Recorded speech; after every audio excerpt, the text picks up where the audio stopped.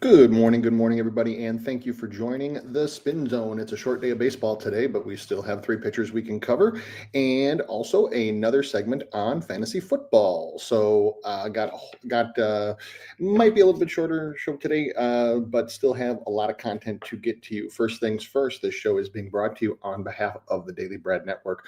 So please subscribe on YouTube, give us a like, give us a follow. We appreciate the love. You can get all of our content. We got some NFL shorts, one for every team. We got all kinds of stuff going on for the NFL coming up, including a fantasy football segment, as I mentioned today. So, uh, also, if you're not, please follow me, Spin Doc Sports. If you like what you hear, like, share the video. We do appreciate the love. All right, let's talk about yesterday real quick before we get on with the day. As I said yesterday, yesterday was another one of those days where uh, the more things change, the more they stay the same. So I talked about it with, say, Robbie Ray, talked about it with a few other guys, is that it's why it's so hard to take unders on a team like, say, Pittsburgh. And Robbie Ray's line was at a number. He hadn't hit a whole bunch, but man went 6 innings. He actually threw 104 pitches, which was his most thrown in quite a bit, in a little while, and got 8 strikeouts, got a few late. I was actually stuck on 6 strikeouts for a while, but did end up getting there. Then elsewhere across the diamond, you did have, because I know I know we talked about it, and oof, disappointing start for Carlos Rodon. Extremely disappointing start for Carlos Rodon. And actually, it started off really, really well. He struck out two of the first three guys that he faced, only threw 16 pitches in the first inning, and then just went schizo. Only finished with three the entire rest of the way. Never really came close. Just couldn't get guys out on 2 strikes, and ended up walking four. He would get ahead of a number of hitters, but then would just get would just fall behind and fall back behind, and couldn't get guys on the 3-2 counts, and tried to go sliders so often out of the zone, and the Rangers hitters just weren't biting. So Rodon unfortunately did not finish anywhere close to where he needed to be. Then the a couple other ones to talk about was Jack Flaherty. Another bleh start to and against a lineup that he should have torched. There were 5 chasers in this lineup, and Flaherty again had the same thing that Rodon did: 2 strikeouts in the first inning, and was really rolling. But the problem that Flaherty had wasn't that the Twins didn't chase; it was that after the first inning, his chase stuff was just uncompetitive.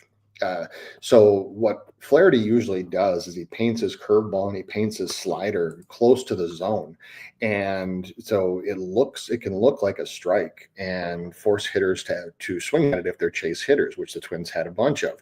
The problem is that just even watching that game, his curveball was like in the dirt, and so even the young and more undisciplined hitters in the game can still just take that pitch with ease, and it leads to virtually no strikeouts, which what that caused Flaherty to have to do was to try to attack guys in the zone.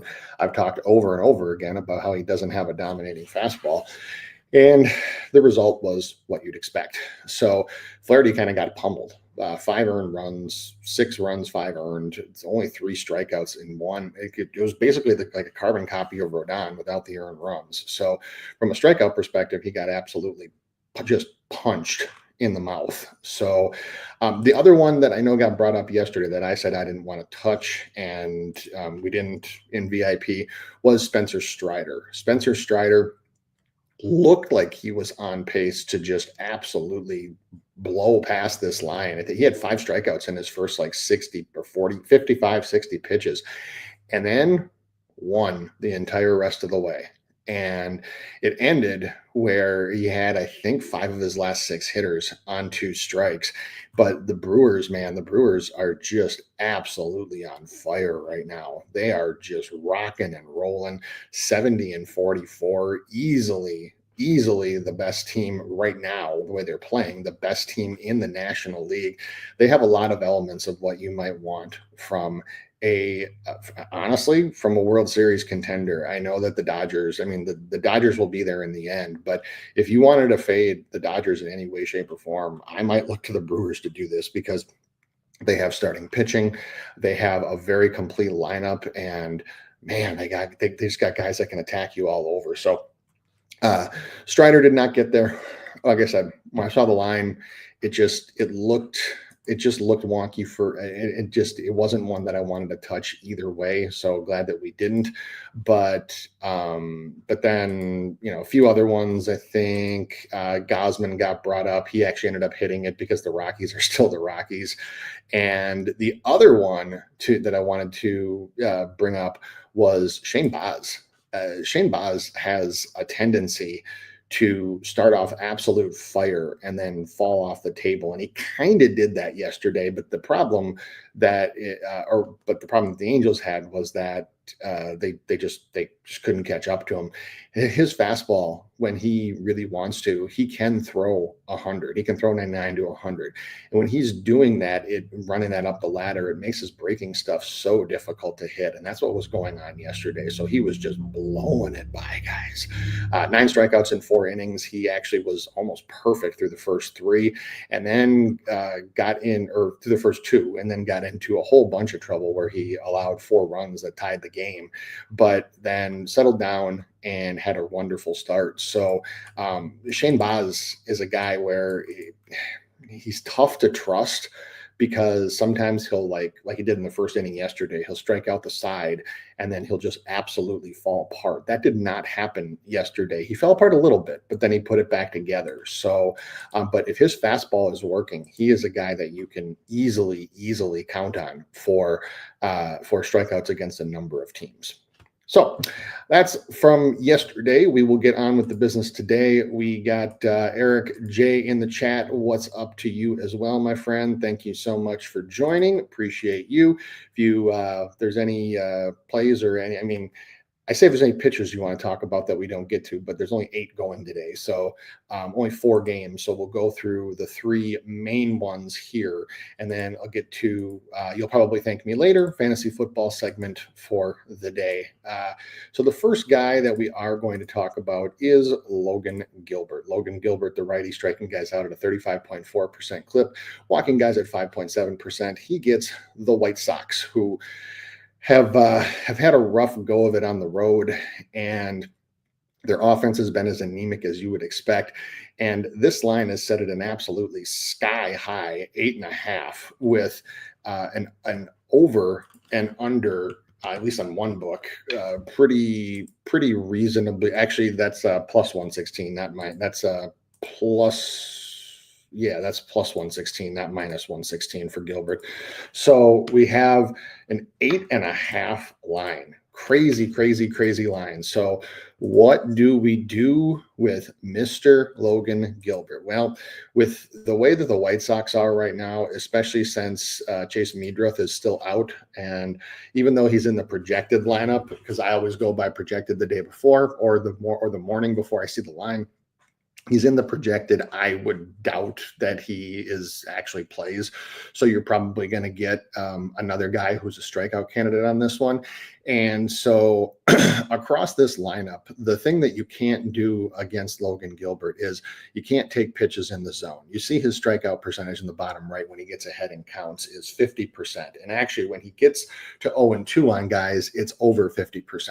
So you can't take against this guy, and you especially can't take at home. Now, in this White Sox lineup, which right now is six righties, 3 lefties, I'm wondering if Meadroth doesn't play, if they replace him with a lefty, but still, point being is that right now, if you take Meadroth out, you do have 3 guys who take pitches in the zone. So you have Teal, you have Sosa, and you have actually 4 guys. 4 guys if you count Carroll and Tauschman. So of those guys, you have about half of them are under league average in zone contact. So those guys are easy strikeout candidates. Then you go over and you look at the number of guys who chase, because when you chase against Logan Gilbert, it doesn't really make a difference what your overall chase contact percentage is, you are going to miss, because you can see he's only allowing 38.6 for the year. His slider and splitter are just nasty. So he's going to attack you early with fastballs, and then he's going to come back around with a slider or splitter. So you have Robert, Montgomery, Sosa, and kind of sort of Benintendi, but Robert, Montgomery, Sosa. And all of these guys chase, and you can easily see 2 to 3 strikeouts from that group alone. You can also get another 2 to 3 strikeouts from the guys that swing or miss, that take pitches in the zone. So there's your 5 to 6 strikeouts right there. Now the question then becomes, where do the other ones come from? And so looking across this lineup, there's really only one guy across the entire lineup that has a good history against Gilbert and at least some decent contact metrics, and that's Benintendi. So I would assume that Benintendi would be in. He's also a lefty, which Gilbert gets less than righties. So that one is the only potential dead spot in this lineup. Everybody else, even Sosa all the way down, because you can see that him and Rojas have over their last 15 days have a ridiculously low strikeout percentage. That you can throw out the window against Logan Gilbert because of their contact metrics, and you can especially throw it out against Sosa, who takes pitches in the zone. So I'm seeing 7. I'm seeing 7, or I'm seeing 8. 7 or 8 here, even though the math, as you can see, adds up to about 7. But again, that's with Meadroth in the lineup, so you can add 1 to that. So I can see 8. I'm not quite sure I can get to 9. And the problem that I have, that I've always had with these mega lines, is that for a pitcher to hit this, literally nothing can go wrong.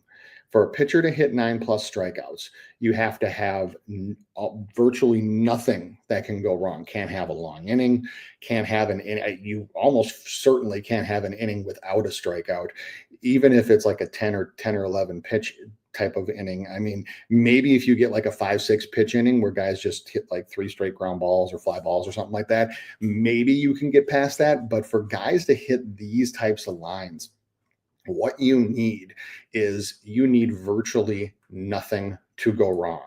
And if one inning happens where, let's say, he has like 25, 26 pitch inning, which Logan Gilbert, at least over his last 3 or 4 starts, barring the Milwaukee one where he torched them, has had these, is that it makes it tough to do, makes it really difficult to do. So where I'm at with Logan Gilbert is I don't think I can get there on the 8.5.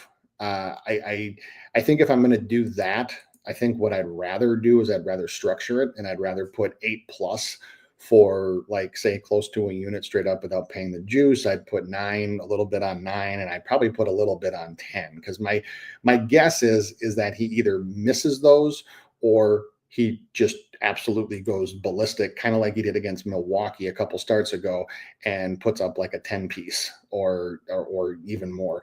I also would be very careful about laddering this one, and I would be very careful about anybody who advises you to ladder. And the reason why that is because, yes, the White Sox are bad, and yes, Kirby and Wu have both torched them for 9 each, but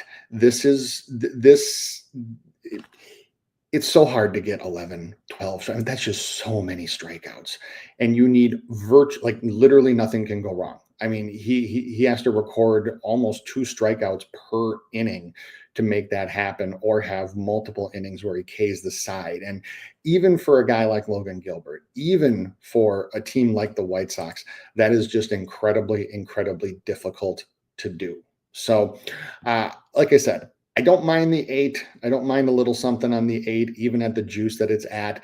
I think the best line that I'm seeing right now is on MGM at -145.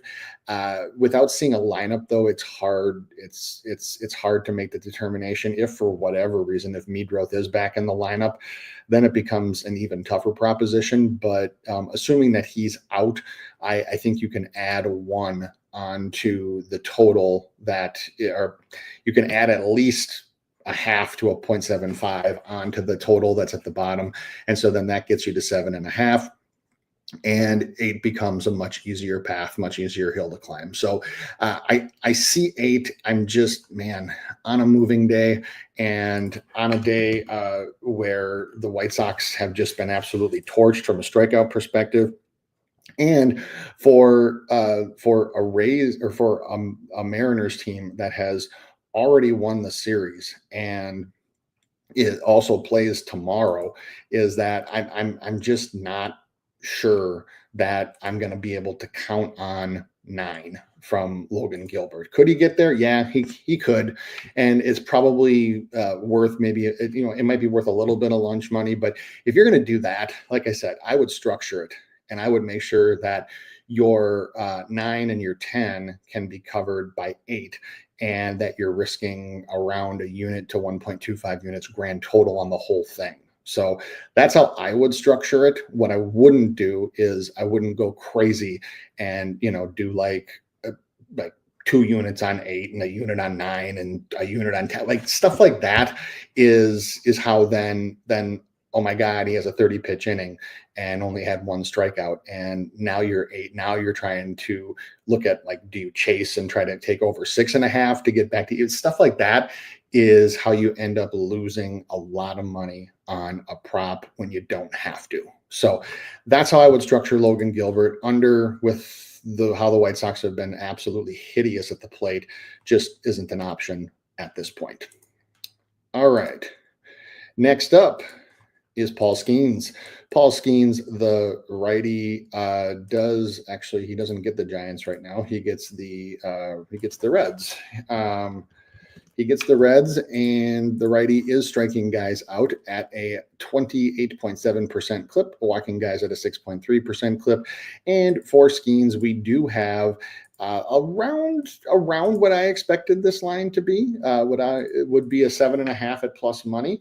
And so this is another one where it started at plus money, but it ain't plus money anymore. This one has kind of had a little rocket on it since this morning, and it's now like you're at like minus 110, minus 120. So if you want the over on this one, which I'll be totally candid with you, I do, I would go fast. And I would go relatively quickly if you want the over on this one. And there's a whole bunch of reasons why for Paul Skeens. First and foremost is that you do have a pitcher who does operate in the zone about 1.5% above league average. And you also have a guy who gets strikeouts at at least 43% when he gets ahead. When he gets into those like 1-2 and 0-2 counts, it's closer to 50. What you then, thirdly, with this projected lineup, you have 4 guys in this lineup, including 3 of the top 4 who take pitches in the zone. It's like Logan Gilbert. If you take against this guy, he's going to torch you and he's going to make you pay. And so you have Friedel, McLean, De La Cruz, Lux, all 4 of them take in the zone. And the 2 of them, McLean and De La Cruz, do have below average zone contact. Also, 2 of them have at least reasonable whiff percentages to a 4-seam fastball, and and both of them, and a number of them, have chase contact under league average as well. So in the top 4, you potentially, and then even the one that does swing in the zone with Hayes, you look at Hayes and he swings a lot in the zone, but he also swings a lot everywhere else too. So you look at his contact metrics, and in this top 4, if this, I would even say top 5 if you count Gavin Lux. In this top 5, you have potentially 6 strikeouts right there in that top 5. I would say you have probably 4 minimum, but you have probably closer to 6. So then you go to the bottom of the lineup and it's just ugly. It's ugly because if the Reds are going to run Stevenson, who has 4 strikeouts and 5 plate appearances against Paul Skeens, if they're going to run Steer, if they're going to run Hayes at the bottom with his zone contact, it's just ugly. It's ugly all around. There's not a whole lot of lineups that are going to get me off of at least doing something with Paul Skeens today. And the only thing I wanted to make sure of was that his outs recorded were at what they've been at before, which they were at 15.5 before the break, because they dropped because there were word that the team wanted to limit his innings and wanted to limit his pitches. But now it's back up to a 17.5. The other thing that is cooperating here is his hits. His hits are at 4.5 juice to the under, and his earned runs are at 1.5 juice to the under. So all indications are that Paul Skeens is going to have a hell of a start. And Paul Skeens has a chance to absolutely just go out and dominate. So for all you people who are wanting to ladder Logan Gilbert, if I was going to ladder any pitcher on today's card, this is the guy who I would ladder. This is the guy that I would look to ladder. And you also have a Cincinnati Reds team who versus the White Sox, who this is a moving day for both teams. With the Mariners and with the White Sox, you have a Reds team who is on the second part of a back-to-back road trip traveling from Chicago, where they got their ass handed to them yesterday, now has to go again today against Paul Skeens. So, I mean, you even look yesterday, Cade Horton got him 6 times. You look at the day before, Shota Imanaga, who was averaging about 4.5 strikeouts a game, got him 7 times. There's multiple games across multiple days where this has happened to the Reds. And it's especially happened in a few past series where in the first game of the series. So you're coming into a Pirates team who's on a homestand, and you're coming in as a back-to-back road, and you get Paul Skeens, man, like I said, if you're going to ladder anybody on the card, this is who you ladder. And this is who, the only thing to me that would stop this would be if his innings and his pitches are limited for whatever reason. So this is a clear overlook for me. Like again, the listed line was this morning, but that's not available anymore. So the over 7.5 at plus 107. I mean, this is close. There's a few guys where maybe I'd structure it differently, but there's almost no lineup that the Reds can put out here that's going to make me not want to do something with Paul Skeens. I'm just not sure if I want to go all the way. Do I want to ladder? Do I want to pair him with somebody? Do I want to take him down? Like what's the situation here? But Skeens has a chance to absolutely smack and obliterate today. So there's just way too many things that match up so well with what he does well as a pitcher. Normally, because he's such a popular play, and I also would expect him to be a popular play because it's a super short slate. Normally, I try to shy away from those because that's where trap lines can be set. But in some cases, you just have a matchup so good that you just have to at least give it a shot. And the fact that 6 of these 9 projected hitters are under in zone contact, all 9 are under in chase contact, and you have the top four of the top 5 who don't swing in the zone, which is where Skeens can dominate you. It just adds up to strikeout after strikeout. So if this is the lineup that the Reds happen to run, then this is going to be a very clear look on the 8+. And might even take a few little minor shots on 9 and maybe like a small shot on 10. But 10 is a number that Skeens has only hit 1 time in his last 10. And with, they're still not going to let the guy pitch till his arm falls off. So that's what I would be careful with. Might just do a shot, like a full unit shot on 8, and then maybe like a half unit or a third of a unit on 9, depending on where the line ends up and where the lineup ends up. So Paul Skeens, but like I said, if you're going to over anybody today, I wouldn't make it Logan Gilbert. I would make it Skeens. All right. Last but not least, Yuri Perez. The righty is striking guys out at a 26% clip and walking guys at a 9.2% clip. He gets the Braves tonight in the opener of a series. And we have a line exactly where I thought it would be at 5.5 with juice on both sides. Now, with Yuri Perez, this is one where a lot of the Braves swing metrics might indicate, or some of the Braves swing metrics might indicate me to take a shot on the over. The past history and Perez's just absolutely inability to strike out lefties on the road, and it's not just this year. It goes back most of his major league career. makes me say, no, I don't think I can do that because this projected lineup of five righties and four lefties, while you only have three that are under in zone contact and two that are under in chase contact, what you also have that's working against him for an over here is you do have the majority of this lineup, Sans Nacho Alvarez, who's batting in the 8 hole, who all of them swing at pitches in the zone. So you don't have a whole lot of guys that chase. And you have Perez, who operates in the zone almost 3% above league average. So the five lefties in this lineup, you have Olson, who makes contact under league average, but also does swing at a reasonable rate, and Perez has gotten one time. You have Baldwin, who makes contact above league average, and you have Harris, who makes contact well above league average.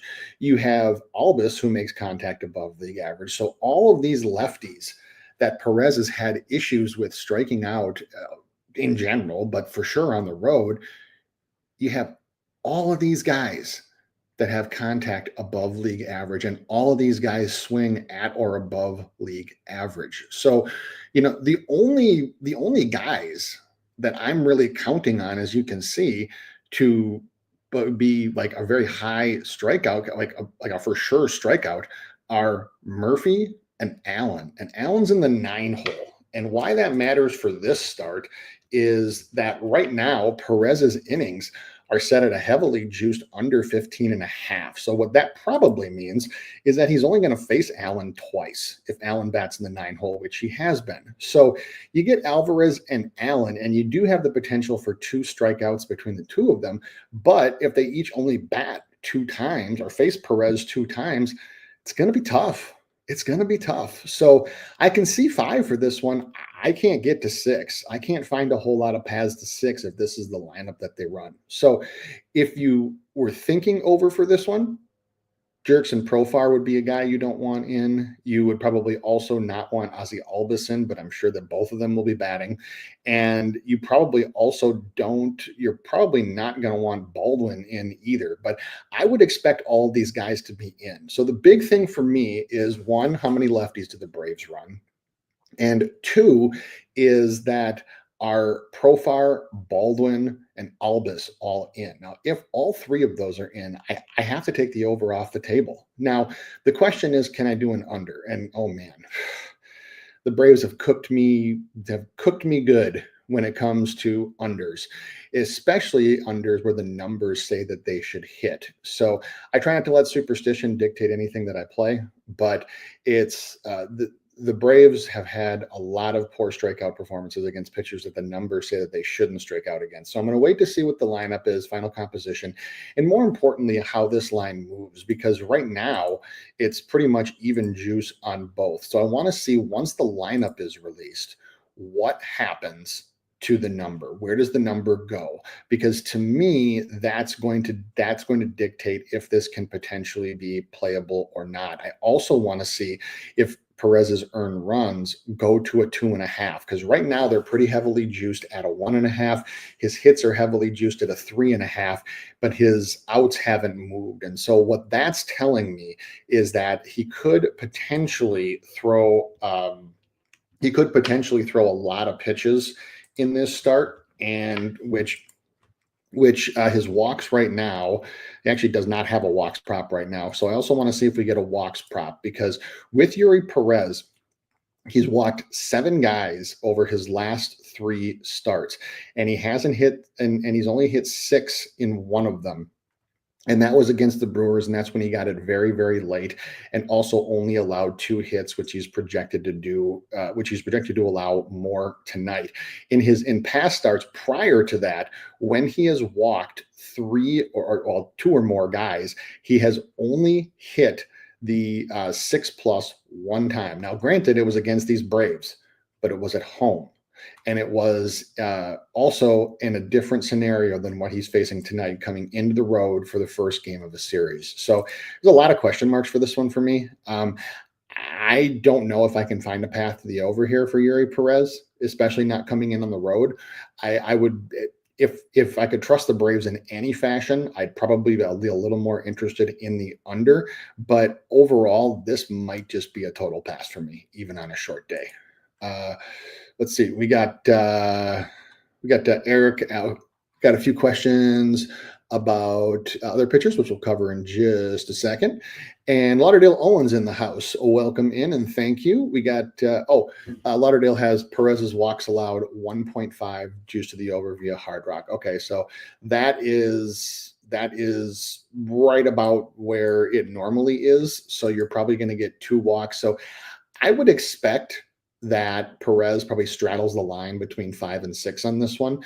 And so my big thing is where the line moves after the Braves lineup is finalized, does come out, because there are a few lineups that they could put out there that might be able to get me on the over. And like I said, if you want the over, the guys you don't want in are, you don't want Profar in, you don't want Albus in, and you don't want Baldwin in. If you actually wanted to try the under, you don't want Murphy in, you probably don't want White in, although he might be okay, and you wouldn't want Allen in, or you'd want him batting in the 9 hole where he's projected. So that's how I would play Yuri Perez. I wish that I could read more tea leaves than I am, but I think that this line is probably set exactly where it should be right now.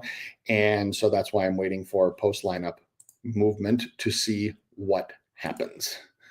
All right. So we'll get to some other looks, sides, totals, everything today. We'll get to questions from the chat, and then we'll talk some fantasy football. All right.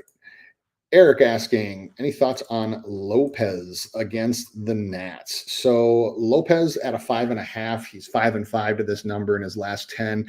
He's averaging about 5 Ks per start. So this number for me is pretty accurate for a road start. And then you'd factor in that Washington's K'd a bunch lately. But my problem with this one is that this is a moving day and it's a very early game after a night game.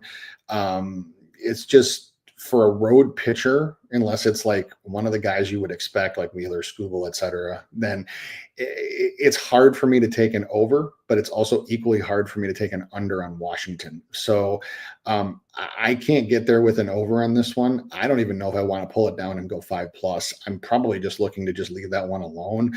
If I had bigger cojones, and I had and if I was a glutton for punishment for myself, I might even take a look at trying an under here. But overall, it's just probably not something that I want to touch. The other thing that you have that factors into play is, and even though the game's super early, oh yeah, their lineup is out. And Lyle is in. I was going to say that normally against lefties, Lyle doesn't go. We go lefty. They're going a ton of lefties today. The Nats are actually going 6 lefties and 3 righties against Jacob Lopez today. And the line, which was at a reasonable number at 5.5, has now skyrocketed. And now you're at a -146. Oof. Man, I don't know if I want to pay that. I got to be totally honest with you. I don't, because in his young career, Mr. Lopez, over the course of his career for lefty-lefty matchups, he has a 20. It's about the same. There's really no discernible difference. He's 24/7 and 24/5 versus lefty versus righty. And he does strike out lefties a little bit more, 23/6 versus 18/1. So it's probably one that I just don't want to touch because of that. All right. Roger, welcome in. Thank you so much for joining. As always, appreciate you, my man. It says, what about the other side of the Logan Gilbert matchup with Shane Smith? So Shane Smith, this line is probably right where it should be, because you have a guy who is 5-5 to this number. He's averaging 4.5 Ks per game. So that's exactly where it's at with even juice. Now, the one thing that could play a factor in here too is that over the last 14 days, Seattle does have one of, I think they might have the lowest, second lowest. They have the second lowest zone contact in Major League Baseball over their last 14 days. And that's where Smith spends the majority of his time. He's about 6% over league average. Now, the only problem is that Shane Smith also allows a lot of zone contact as well. So I might be able to get there with an over. I think maybe if you wanted to pull Smith down to 4+ and put him with something else, that could work. But overall, I think this is probably a pass more often than not. What I would need to consider it is I would probably need 6 of the 9 guys to be under league average in zone contact, which at that point, pure math can take over with the low number with 5. All right. And other looks and totals, it's a very, very short Major League Baseball slate, so I can't promise you that there's going to be a whole lot of these today. But right now, for money line, not a whole lot. For the game itself, again, this is nothing to do with schemes. For the game itself, the Reds money line has a little bit of value at plus 150. Because the Pirates never give Skeens any run support, and because Skeens is projected to absolutely dominate, the under 7 for that game is probably the strongest look from a totals perspective. It's under 7.5. It's chalky. It's going to be popular, but the under for that game, I think, has a lot. I can very easily see like a 2 to 1 or 3-1 or something like that type of finish here for this one. And then also the under 7.5 in White Sox Mariners on a moving day. I can easily see that one as well. So again, not a whole lot out there because it is a very, very short slate. Okay, let's talk some fantasy football, and let's talk about the segment that I started about 4 or 5 weeks ago called "You'll Probably Thank Me Later." And this is a guy, today's pick, who I personally think will be at least a little bit, but in some cases a lot, overvalued in drafts. So I've done 3 undervalued guys, which again, just to run through, those are Bashil Tutin, Bryce Young, and Josh Downs. And the 2 overvalued guys so far that I've talked about are Jackson Smith and Jigba and Joe Mixon. Now, the last guy is a running back for the overvalued side. And this is a guy who actually who had a number of finishes in the top 10 last year for running backs. He's a guy who had a wild fluctuation in finishes, but it all averaged out, which is what a lot of ranking sheets and magazines use, to a top, I think, 12 or 13 finish. So he was in the top third of all running backs. Now, he's had some changes on his team this year, and unfortunately, a lot of them are not the greatest for him. So this is a guy who, again, I'm not looking to not draft. But what I'm looking to do is hopefully, if I'm going to take a shot, I for sure want his handcuff. And I also want to get him a round or 2 below what his projected ADP is. And he also happens to play in my home state. So you'll probably thank me later. Aaron Jones for the Minnesota Vikings. Now, why Aaron Jones? So do I think that Aaron Jones is going to have a bad year? No, I don't. I think the Vikings offense is going to be good enough where there will still be production for a running back. But what I think is that right now in early mock drafts and average drafts on ESPN, et cetera, he's going in the 6th round in PPR formats. And that's just way too high for me. That's like almost 2 rounds too high for me. Like I'm looking at him in like the 8th or the 9th round. And there's a bunch of reasons why. So even though he had that top 13 finish last year, the miles on the tires showed, because he had a couple things that boosted his production, which I'll talk about in a second, that might be absent this year. So even though he finished in the top 13 overall, he ranked outside the top 30 for running backs with 75 plus carries in all those 4 areas: yards after contact per attempt, elusiveness rating, breakaway run rate, missed tackles per attempt. Guy's got a lot of miles on the tires. And he's played his career relatively injury-free. So I'm not like I give the guy credit because most running backs have had a whole bunch more nicks and bumps and whatever, but Aaron Jones has played through it and he's been a warrior. But when you get to this age, when you get this many miles on the tires, and when you run physical like Jones does, those things can rack up. It's one of the same reasons why I said the same thing about Joe Mixon, because when you run that hard and that physical, this stuff adds up. And so The advanced metrics say that Jones is starting to falter. Now, what he benefited from was being the true blue number one old back in Minnesota, the guy that they counted on. They would give 20 plus touches a game no matter what. That's not the case this year. Jordan Mason is in town. And obviously, I'm a little more in tune with this because it's local media, but everywhere, the coaches, the local media, the camp reps, everything. Vikings camp is like 10, 15 minutes down the road from my house, is that he's already being called 1B. Jones is called 1A, Mason's called 1B. They are getting almost equal first team camp reps. And camp reps isn't always an indicator of how a guy will be used during the season. But when you have a guy like Aaron Jones that was used as often as he was, like, one way to think about it would be, think about if all of a sudden another running back started getting equal first team reps with Jonathan Taylor. Think about if another running back started getting equal first team reps. Saquon's a tier too high, but think about if another running back started getting first team reps with Josh Jacobs in Green Bay. Think about if Marshawn Lloyd started getting equal reps with Josh Jacobs, right? Is that you would think, something's up. Well, that's what's happening with Aaron Jones. And so because Jones isn't in that first tier of running backs, it kind of goes overlooked. But Mason is also getting a lot of work in the passing game. The coaches have talked a lot about wanting to get him work in the passing game, wanting to get him involved in the passing game. Why does that matter?